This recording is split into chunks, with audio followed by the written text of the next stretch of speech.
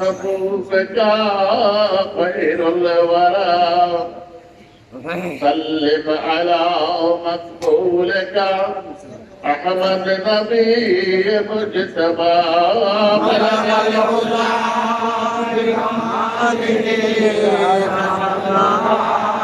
بجماله حسنت جميع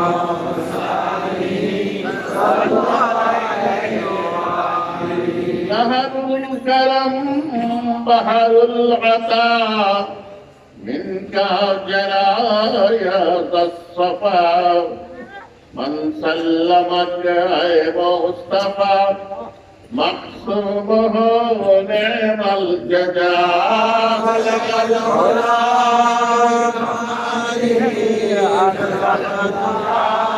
بجماله حسنت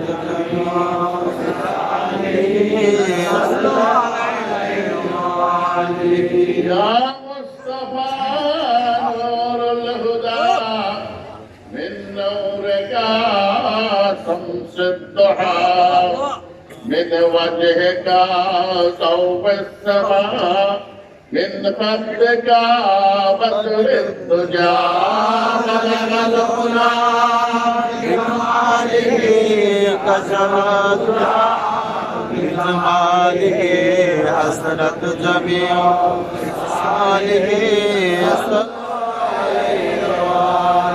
يا مقتدى إن لم تكن ذاك عين لا قول كن مما متى لم يكن لم نحسب فوق السلام بلغ العلا بجماله كسرت بجماله حسنت جميع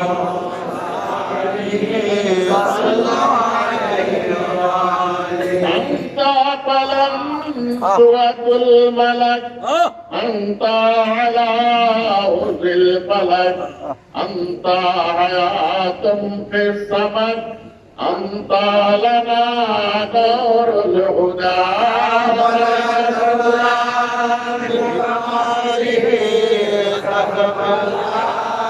بجماله حسنت جميع صالح صلى أنت شفيع أمة أنت كفيل جنة أنت ولي رحمة في دارنا منك نواب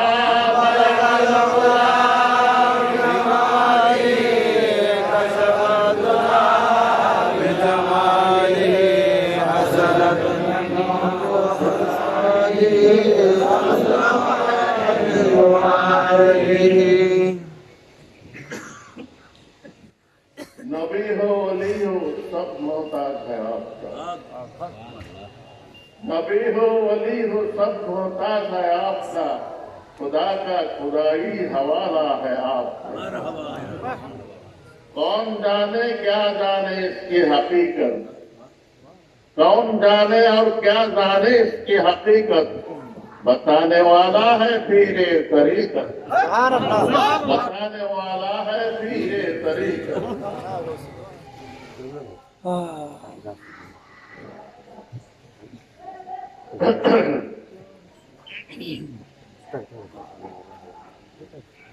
এখন আমাদের সময় সন্নিকট আজানের সময় প্রায় হয়ে আসছে এটা আমাদের সবাই কারো অভিনীত নয় যে আজকের এই পবিত্র দিন আমার আপনার প্রিয় মুর্শিদে কেবলা হযরতে চাঁদপুর শেখুল্লাহ কাবা পবিত্র মিসাল উনি এই দিনে আমাদের থেকে পর্দার আড় হয়ে গেছেন এই দিনটা আমাদের জন্য অত্যধিক শোকাবহ আর অত্যধিক আনন্দেরও কেননা উনি ওনার মাসুকের সাথে মিলেছেন আমাদের সব দুঃখ হয়েছে বিচ্ছেদ হয়েছে উনি ওনার মাসুকের সাথে মিলিত হয়েছে এই জন্যই এটা আমাদের দুঃখ করারও কিছু নাই, দুঃখ করেও লাভ নেই।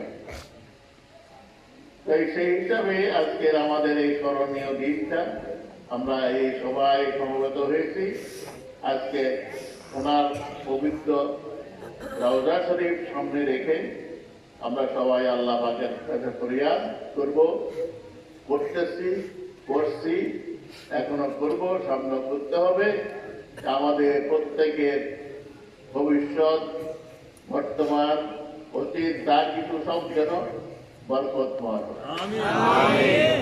আমরা যেন কোনো ব্যাপারে আমাদের অসম্পূর্ণ না থাকে, তার উসিলা আমার মুর্শিদকে তার দুইটা উসিলা যেন আমাদের সর্বাঙ্গীন উন্নতি সাধিত। কারণ তানপুরি কিবলা আবার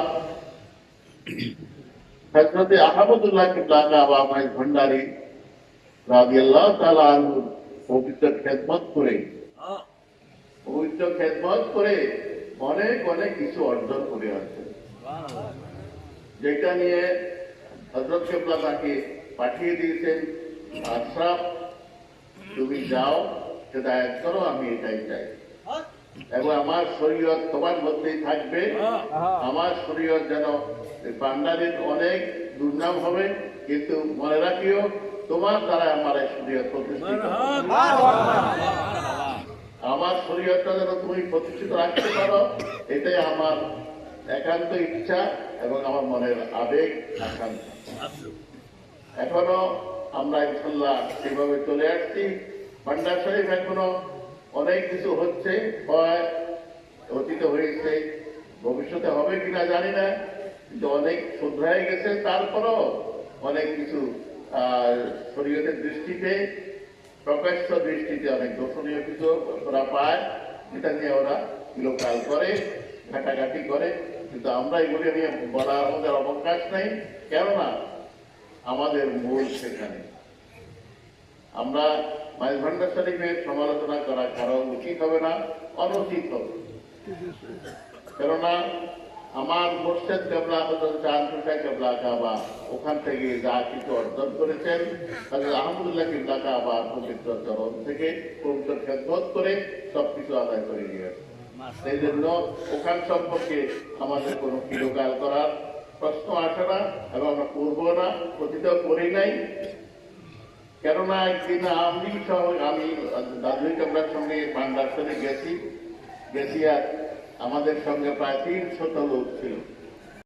সারা বাংলাদেশে বরিশাল, ঢাকা, নোয়াখালী, কুমিল্লা, সিলেট, যত জায়গার সব লাখটা মানুষ আমরা জমায়েত হতাম।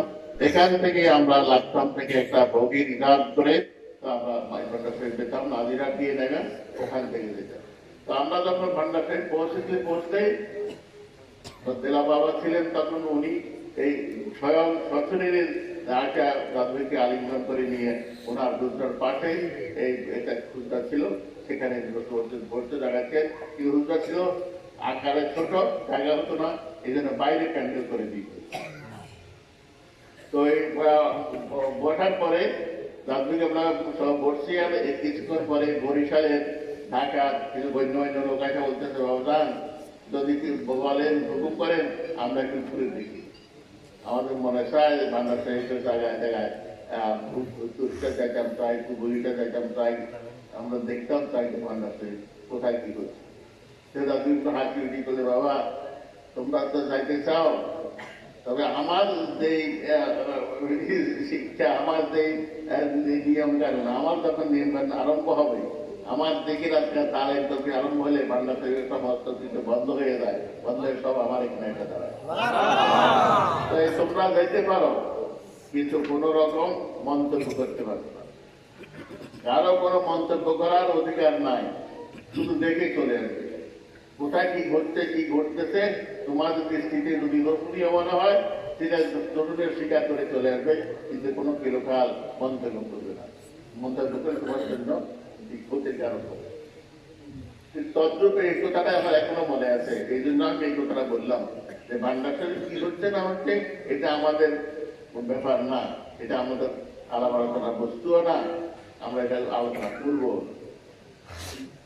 এই জন্যই আমি এই যে কথাটা বলছিলাম যে কখনো কেউ ভান্ডার শরীফ সম্পর্কে কোথাও কোনো মন্তব্য করবে না। এটা করলে নিজের ক্ষতির কারণ হয়ে দাঁড়াবে।